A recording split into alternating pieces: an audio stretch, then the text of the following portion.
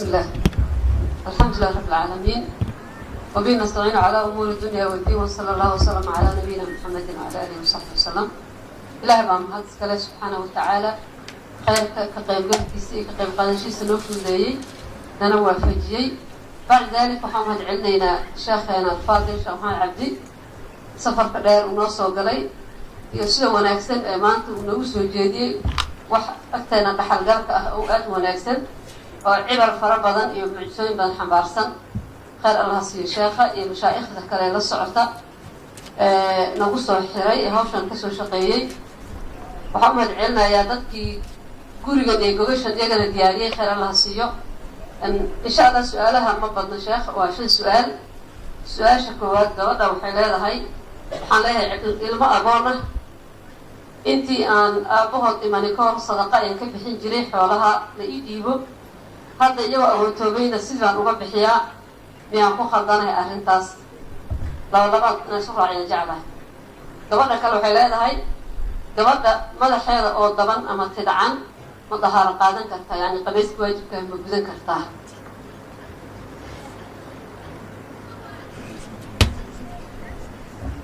bismillahi rahmaani rahiim. alxamdulillahi rabbil caalamiin. su-aasha hore oo ku saabsan agoonta xoolaheeda uu sadaqayn karaa, jawaabtu waxa weeye maya. agoonta xoolahooda dabcan agoon waxaa la yidhahdaa intaysan qaan gaadhin. innaga soomaalida waxaad arkaysaa 30 jir laleeya waa agoon. agoon maaha. hadduu qaan gaadho rag iyo dumarba agoon maaha. agoon waxaa la yidhaahdaa intuusan qaan gaadhin. hadduu markaa ayna qaan gaadhin xoolahooda waxa laga bixin karo keliya waa zakada, oo iyada lafteeda weliba khilaaf ku jiro. laakiin camuraajix zakadu waajibkay ku tahay, zakada waajibka waa laga bixinaa. amaa sadaqo aan waajib ahayn lagama bixin karo. hooyana kama bixin karto, cid kalena kama bixin. ayagu markii ay qaan gaadhaan oo xoolahooda ay maamuli karaan waxay sadaqaysan karaan ha sadaqaystaan. inta ka horeysa maya. hooyadu waxay bixisan kartaa iyadu wixii ay lahayd. xoolaha agoontu dhaxshay haddii iyadu ay wax ku leedahay qaybteeda iyadoo ay leedahay waxay ka sadaqaysanayso iyada jirtaa. laakiin agoonta xoolahooda sadaqa kama baxdo. allahuma waalidiintood haddii ayaydood ama awowgood ay baahan yihiin wax kalena ayna heli karaynin, markaasi waxa weeye xoolaha agoontooda waxbaa laga siinayaa.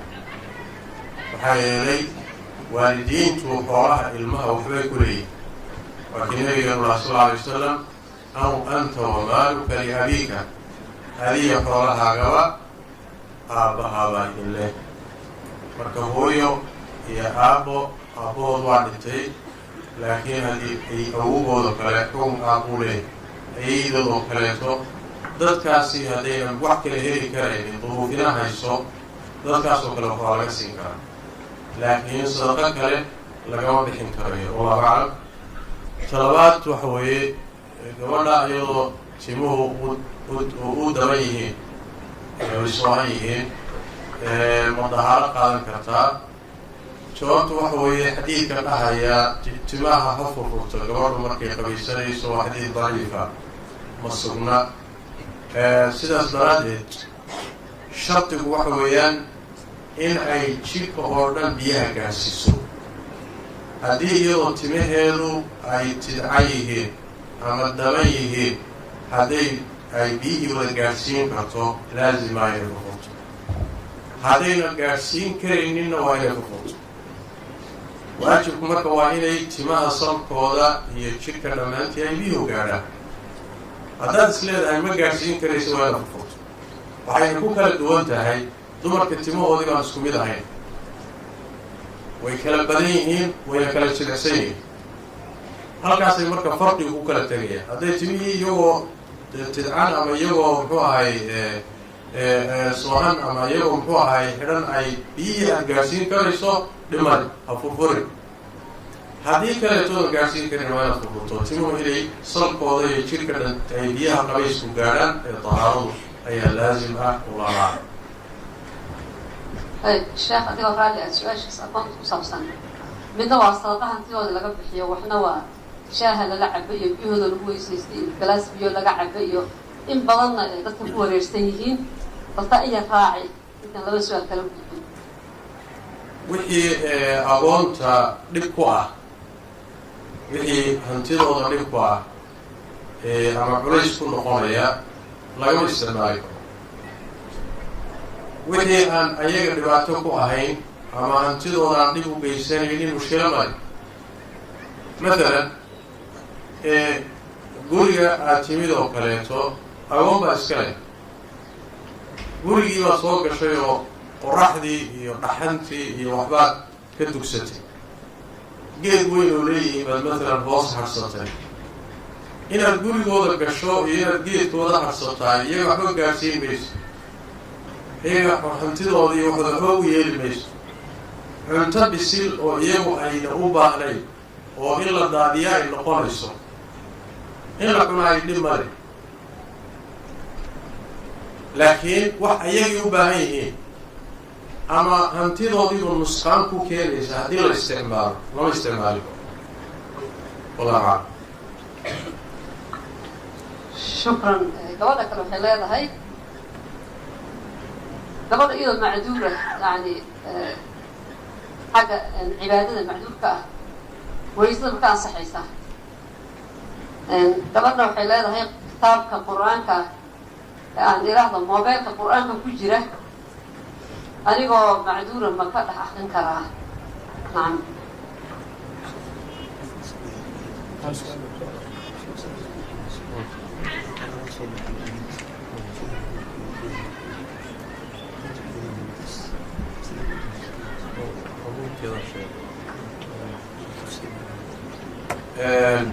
su-aasha hore oo ah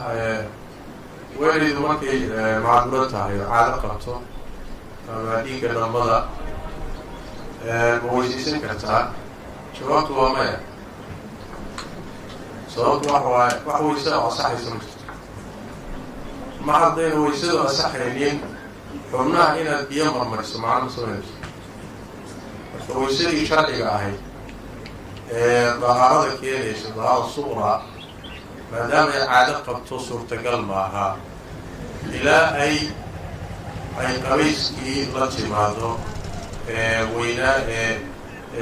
dhiiga caadada laga qabaysanay. waxaa laga yaabaa halkaas inuu fahamku uu su-aashu ka timid raggu iyagoo janaabo qaba way weysaysan karaan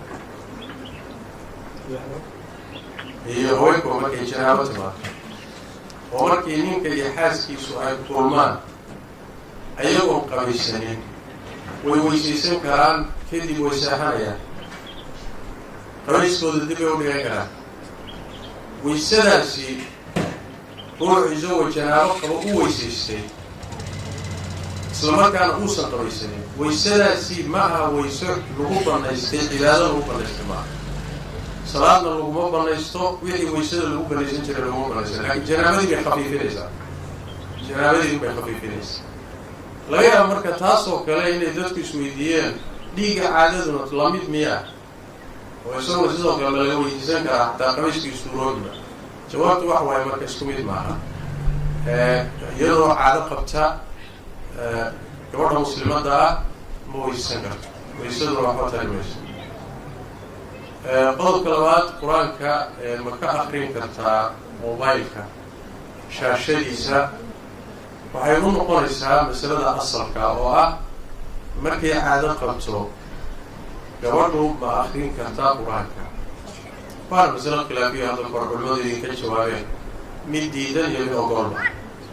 taasay marka farac ka tahay. akrintuna waxay farac ka tahay mobilka laga akriyo akrinta misxafka laga akriyo. leanna culimadu waxay leeyihiin marka qur-aanku uu saaran yahay shaashada mobileka oo intaad furto uu mobile qur-aankii shaashada saaran yahay markaas waa misxaf oo kale waa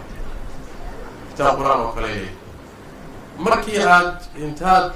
demiso aad ka saarto oo qur-aankii uu maskaxda mobaylka ku jira laakiin uusan furnayn uusan kuu furnayn marka waa iska mobayl caadiya laakiin haddaabad furto waxay leeyihiin markaas oo kale sidii misxaf oo kale noqonaya marka waxay farac ka tahay masaladu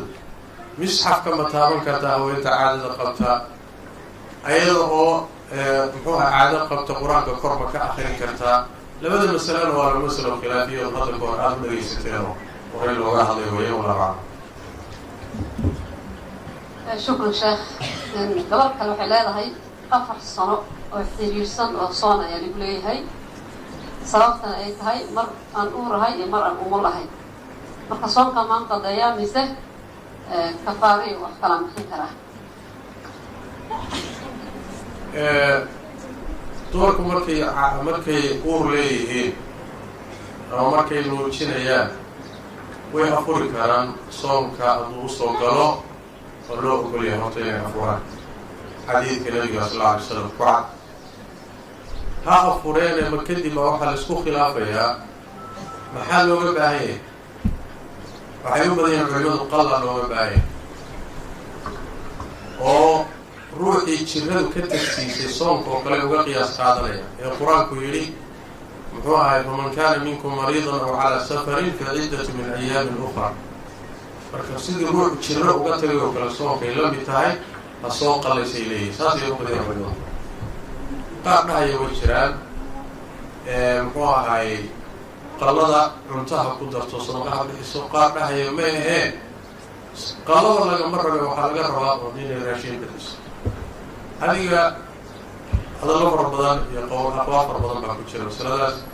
laakiin almuhim intay qallayn kartaa qallayso haddayba soo qallayn karto awooddii ay heshay ha soo qallayso tartiib tartiib ha u qallayso kolba siday u suroobi karto kolba sida karaankeeda ha u qallayso haddii soonku isgaargaaro oo uu bato oo markaa ay keri weydo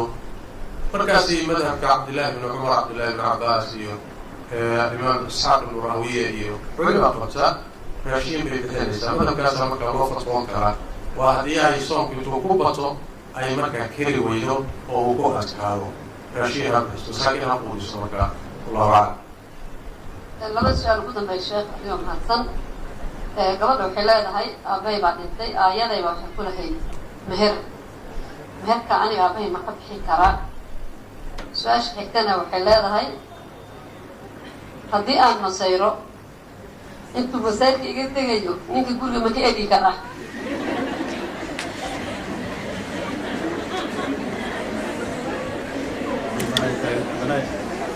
su-aasha hore oo ku saabsan odayga meherka ku dhintay soo bixinay horta raggaan waa inaan u sheego dumarka meherkooda inaad haysataan oo haddana aada ku dhimataan ood iska xooleysataan waa khalad ilaahay qur-aanka kariimka wuxuu ku yidhi wa-aatu nisaaa saduqaatihina nixla dumarka meherkooda siiya bu alay tabaaraka wa tacaala waa siisma ilaahay siiyey ee siiya waktigii salafkii saxaabada ridwaanullahi calayhim gabadha meherkeeda waxaa loo horumarin jiray intaan la aqalgeysanay meherkeeda fartaa laga saari jiray sidaas daraaddeed dhaqankan ay soomaalidu ay leedahay oo ninka inuu meherka iska haysto oo iska xooleysto gabadhuna iska aamusnaato oo xishooto kadibna isaga geeriyoodo hadhow la yidhaahdo yaa ka bixin arrintaas qalad warkaasi waa war ahaba marayna sheekhu wuxuu leeyahay dumarkiiba laftooda laga yaaba inay yidhaahdaan haddii meelkaa qaado la yidhaah waa lagu furahayaa inay u qaataan dumarkii horay ahaayeen kuwaas kuwa hadda maaha kuwa hadda joogaaba iyagaaba dalbanaya meelkaygii siibay leedahay xaq bayna u leedahay inay dalbato in la siiyana waa waajib hadduu ku geeriyoodo waa dayn uu ku geeriyo ruuxii dayn isagoo ugu leeyahay geeriyoodana nebigu wuxuu sheegay sal lla alay slam inuu qabriga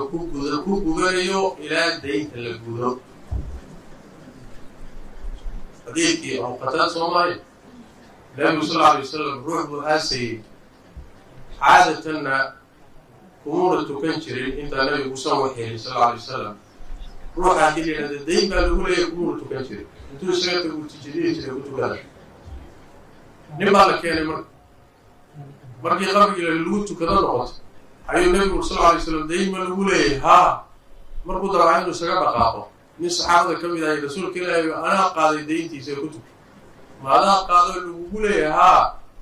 haye waa ku tukaday nabigu sal alla alay slam waa la aas markay maalmo ka soo wareegtay ayuu wuxuu yidhi nabigaa iga horyimi sal alla alay wasalam markaasaa wuxuu yidhi war dayntii ma gudday markaasaa igu rasuulka ilaahay dee hadda way ahayd waqti dheer kama soo wareegin haddana maalmaha ka soo wareegto markaasaan iska hornimid rasuulku war dayntii ma bixisay haa waan bixiyey buy markaasuu nabigu wuxu uri sal alla alay slam hadduu jirkiisu qaboobay bu rasuulku sal alla alay slam hadduu jirkiisu qaboobay odayaasha marka meherka gabdhaha intay iska haystaan ku geeriyoonahay oo mararka qaarkood xataa la garan lahayahay imisuu dhannaa waxaa la leeyahay 4 qaalmood oo lo abuu ahaa meel lama yaqaano oo maxaa waxaa keenay adiga maa iska bixis wuu heli karaa laakiin dhaqankiiba wuxuu noqday dumarka meherkooda la iska hayso arrintaas horta waa arrin khalada waay hadduu ku geeriyoodo waa su-aasha meeshaan doonayna ku imaadeen hadduu ku geeriyoodo waa dayn waa in laga bixiyo ama waa inay cafido way heli kartaa inay cafido hadday saamaxdo u cafido fadaaka dhib male hadday cafin weydo dadkiisii waa inay daynta ka bixiyaan qaraabadiisii walaalihii carruurtuu dhalay qaraabadii cid kaleetoo saaxiibo ay ahaayeen dayntaa waa in laga bixiyo haddii laga bixin waayo waa u cadaabnaanaya maalinta qiyaamadana waa loo qabsan idinkuna da ragga iska cafiya galalahays odaygo haddaabad intuu noolaaba ka qaadi kari weyday maxaa cadaabkiisa qabriga kuu daray adiga haddaabad ka heli weyday ama aada weydiisan weydood ka xishootayba iska cafiya insha allahu tacaala allah idin cafiya aad buu mahadsan yahay sheekha markan waxay ugaadi su-aal baa مثلا تطبيقاتك ومواد البورصة عاد تقول إن شنكو الصومالي وقتها حتى لما أنت لعبت المنطقة مثلا ومسألة كلو مسألة الله حرينا الشيخ وكيري وأهم هاي وقتي هراء مثلا البورصة مهركي وها مهركي وقتي على مرعابينا وحي واجه الوقيمة وقيمة رعي مثلا لعبت الصومالي وكلا الوقيمة وضوات سنة كوربا البورصة مليح سنة كوربا marka lacagtii waagaasi lagu meheriyey miyaa la siinaya 5,000 oo shilin oo Soomaaliya haddii lagu meheriyo wagaas 5,000 oo shilin oo maanta joogto Soomaaliya nacnac xataa ma goyso marka ma 5,000 baa la siinaya sheekh jawaabtu waa maya waxaa la fiirinayaa 5,000 waagaa isagaa qiimaheedu muxuu dhannaa suuqa maxay ka goyn jirtay meeqa neef oo geelay goyn jirtay dahabka maxay ka goyn kartay waxyaalaha inta badan wax lagu qiimeeyo kuwaasaa la aadaya hadday noqoto 5,000 waqtiga waxay goyn kartay 5 neef oo geel ah 5 neef oo geeloo maanta jooga ayaa laga qaadayaa ninka ama qiimahooda haddii la yidhaahdo maalan 50 gram oo dahabay waaga goyn kartay 50 gram oo dahaba maanta waxay joogaan baa meherka oo dhan loo siinaya ma jirto waxay 5,000 oo Soomaaliya nacnac goynin baa lagu samrinaya war jirma su-aasha u dambaysa gabadha muxuu ahay haddaan masayro ninka guriga ma ka eriyi karaa jawaabtu waxa way nin gurigaan ka eri inaad masayrto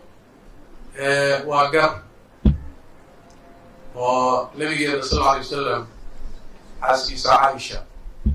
waa tii muxuu ahay xaasaskiisa mid ka mid a isagoo guriga la jooga Caaisho gurigeeda isagoo jooga ayay mid kala soo dhiibtay raashiin marti guriga joogtay bay raashiin usoo dhiibtay Caaisho markay aragtay raashiinkii oo soo wado weelkii intay qabatay bay weelkii raashiinkii isla jebisay ya bimacnaa waxa weeye haweenay gurigeeda iyadoo la joogo tii kale raashiin soo dhiibtay maxaad ka fahmay xoogaa iyadoo rashiin ma kale naqaanaani miyaa waayo macana way masayrtay kadibna way jebisay weelkii bay jebisay markaasi nabigu sal alla alay wasalam meeshan rag baa fadhiya markuu arkay say u dhaqantay nabigu wuxuu sal alla alay wasalam hooyadiin way masayrtay nabigu sal alla alay wasalam gaarat umukum hooyadii waa masayrtay soo dumarka nabiga xaasaskiisu hooyadii nooma hooyadeen waay marka hooyadii way masayrtay wuxuu daa macna saas waay marka haweenka waa wax ilaahay ku abuuray banaatu aadam ilaahay wuxuu ku abuuray waay wax la inkiri karana maaha inay masayraan sayku waa kala culus yahay lootooda sii kala daran marka waxaa la doonayaa in aad isxakamayso oo wixii ilaahay uu diiday inaad iska xakamayso shareecadu waxay diiday inaad iska xakamayso inta karankaaga inaad isxakamayso isxakamayntaasi waxaa ka mid a inaadan ninka guriga ka erin allahuma mid haddaad ku heshiisaan waa suurtagal inaad usoo jeedisoo tidhaahdo wareedhe cadho waa yeel waa la berisiiyaaye balinta waxoogaa xiisad u degayso iyo meelaha iga maqan oo reerkaagaa kaliya soo warwareeg balinta cadhadu iga baaba-ayso masayrku soo yar degahay ood noocaasa u wada tashataan waa macquul laakiin wadaadka boorsada banaanka haddaad u socoto xoog ku erido waa khaladkaasaga marka isxakameeya waana imtixaan ilaahay tabaaraka watacaala oo ilaahay wuxuu u baneeyey guurka labaad iyo saddexaad iyo tacadudkiisu inuu mushkilo ku yahay dumarka waa la ogyahay ilaahayna dabeecaddooda waa yaqaanaa laakiin maslaxo ka xoog badan dhibkaa ka xoog badan darteed baa loo jideeyey lilmaslaxa raajix baa loo jideeyey waxay u baahan tahay marka in muxuu ahay aada u sabirtaan oo imtixaanka asaga sabirkiisii iyo adkaysigiisii iyo dulqaadkiisii iyo ilaahayna ajir weyn uu ku siinayaa biidn illahi tabaaraka watacaala marka dulqaadka iyo sabirka ku dadaala insha allahu tacala isna xakameeya inta suurtagalba biidn illahi tacaala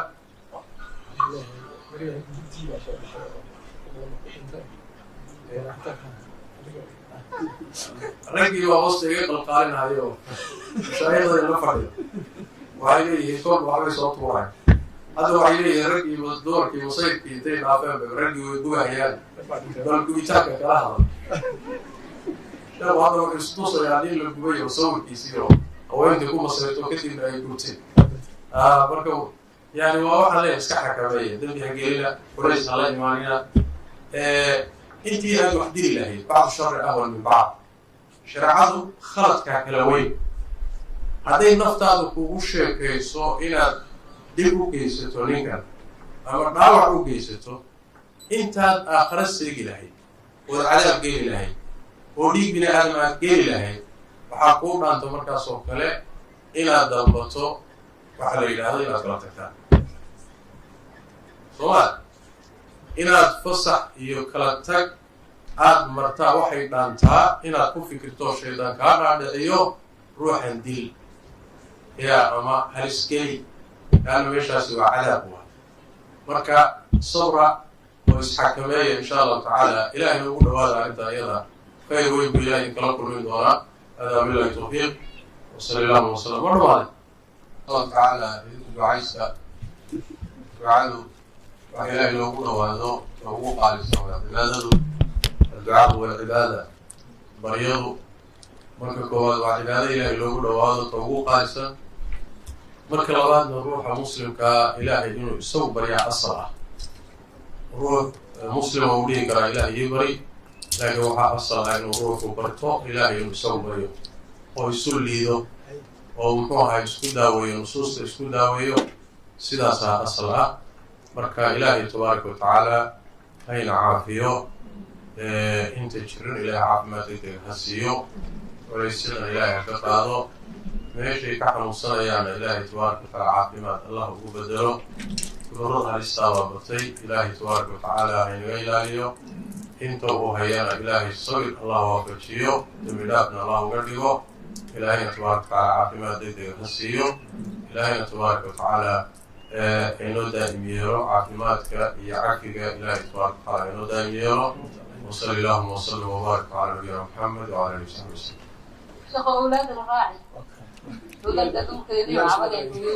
الله الى يمين ان شاء الله عافيه الله هذا الشيء إلهي نعافي أنا نعافي الله نعافي أولادك فتنك الله نعافي إلهي فتنك نعافي أولادنا الله كحفظه دايرة الله نعافي إلهي قبراها حفظه ويلشنا الله حفظه سوشيال ميديا هي قارضة هي فتن صوت الله نعافي إلهي دينته شوتك أخلاق الله نعافي khaatimada wanaagsanna ilaahay nagu dilo ilaahayna tabaaraka watacaala qubuurta haynoo waasiciyo nebi maxamed allah inala soo xashriyo xawdkiisa kuwa ka caba allah inaga dhigo ilaahay jannadiisa hayna geeyo cadaabkana allah inaga xifdiyo intaan noolnahayna iimaankii islaamnimada allah inagu sugo hada wabillahi tawfiiq sala allahu wasalam wbaaraka calaa nabi maxamed wa alihi wasaxbi